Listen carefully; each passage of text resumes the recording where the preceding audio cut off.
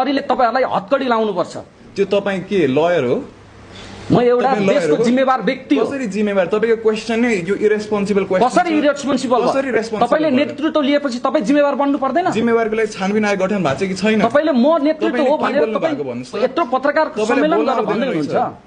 खैर एउटा प्रश्न के क्वेशन गर्नु भएको? तपाईलाई सजिलो लाग्ने क्वेशन मात्र क्वेशन हुँदैन सर। यस्तो हावा क्वेशन यो देश आज जुन स्थानमा छ नि तपाईहरु जस्ता अराजक व्यक्तिहरुले गर्दाखेरि भएको। अराजक कुन आधारमा भन्नुभयो? कुन आधारमा? कुन आधारमा भन्नुभयो? यत्रा तोडफोड आगजनी यत्रा तोडफोडको लागि छानबिन आयोग गठन भएको छैन? जिम्मेवार तपाई बन्नु पर्छ। उले मलाई चाहिँ म अक्युज्ड हो भनेर भन्यो। किन हैन? किन होला हो भन्दिन त कसरी? तपाई हैन यस्तो हो। भगौडा भिडियो मैले सुरुमै भने किनकि तपाईले आह्वान गर्नुभयो, माहौल चाल्नुभयो तर आफै व्यापार गरेर बस्नुभयो। तपाईलाई नैतिक कुन नैतिकताले दिन्छ कि म जेनजी हो भनेर अहिले सरकार सामु यस्तो खालको माग गर्न?